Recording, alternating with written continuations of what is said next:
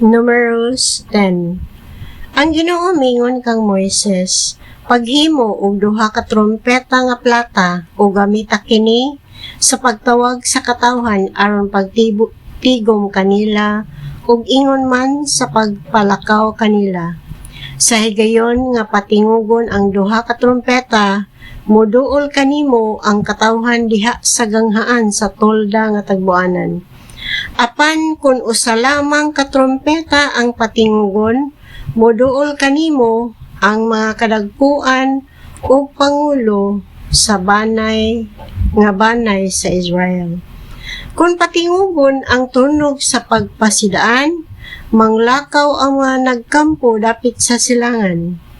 O sa ikaduha mong pagpatingog sa tunog sa pagpasidaan, manglakaw kadtong nagkampo dapit sa habagatan.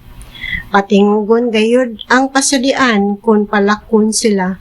Apan kung tigumon mo ang katawhan, patinguga ang trompeta, apan dili ang tunog sa pagpangandam. Ug ang mga pari nga mga anak ni Aaron maoy magpatingog sa mga trompeta. Ang pagpatingog sa trompeta himuon ninyo nga walay katapusang balaod sa katanan ninyong kaliwatan. Ug sa higayon nga makigubat kamo didto sa inyong yuta batok sa mga kaaway nga mudaog-daog kaninyo, patinguga ang tunog sa pasadian aron hinumduman kamo sa Ginoo nga inyong Dios ug sa ingon maluwas kamo gikan sa inyong mga kaaway. Patinguga usab ang inyong mga trompeta sa gayon nga magsadya kamo sa inyong pagsaulog sa naandan nga kasaulugan, sa sinugdan sa mga bulan o sa inyong mga halad nga sunugon o sa mga halad sa pakigdait. Mahimo kini nga handumanan alang kaninyo at tubangan sa inyong Dios.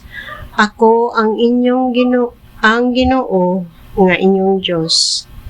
Sa ika-20 nga adlaw sa ikaduhang bulan sa ikaduhang tuig, mipataas ang pangano gikan sa tolda nga tagbuanan. Ug ang katawhan sa Israel mipanaw gikan sa kamingawan sa Sinai. Ug unya mihunong ang pangano didto sa kamingawan sa Paran. Sa unang higayon nang lakaw sila, sumala sa sugo sa Ginoo kang Moises. Ang nagdala sa bandila sa katawhan sa Juda, maoy naguna sa ilang mga pundok, ug ang pangulo kanila maong sinahason nga anak ni Aminadab. Ug ang nangulo sa katawhan sa banay ni Isakar mao si Nathaniel nga anak ni Suar. Si Eliab nga anak ni Helon mo'y nangulo sa mga sakop sa banay ni Zabulon. Sa dihang nahipos na ang tolda, nang lakaw ang mga anak ni Gerson o ang mga anak ni Merari nga maoy nagyayong niini.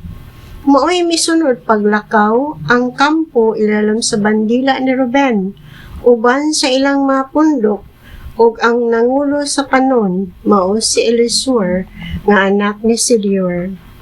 Ang nangulo sa banay ni Simeon mao si Selomiel nga anak ni Surisaday, ug si Eliasaph nga anak ni Joel maoy nangulo sa banay ni Gad. Unya misunod pagpanglakaw ang mga kaliwat ni Kohat nga nagdala sa mga sagradong butang.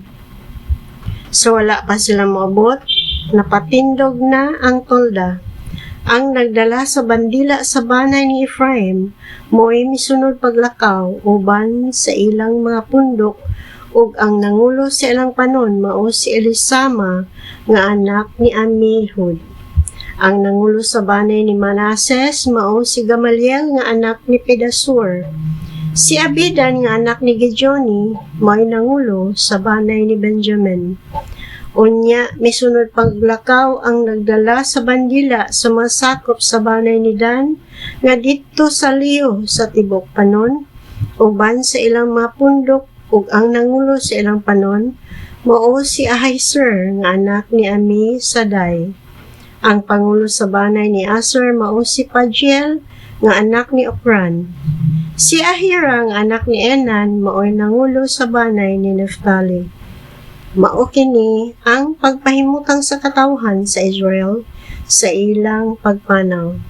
Si Moises miingon kang Hobab, ang anak sa iyang ugangan nga si Jethro, nga taga Midian.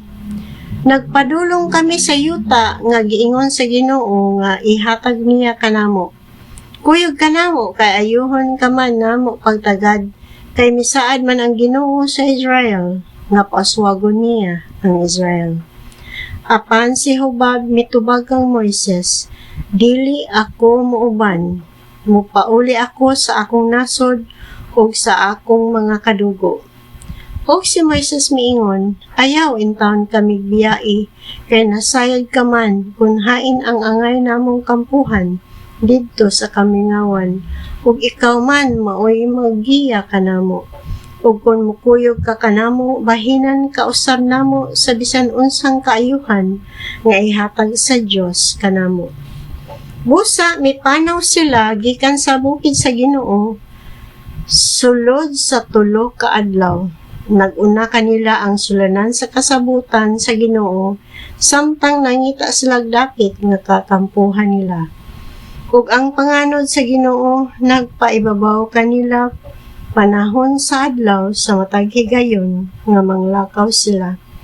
Matag higayon nga dadpon ang sulanan sa kasabutan, si Moises moingon, tindog na, o Ginoo, o patibulaag ga ang imong mga kaaway, ug abuga ang nasilag kanimo.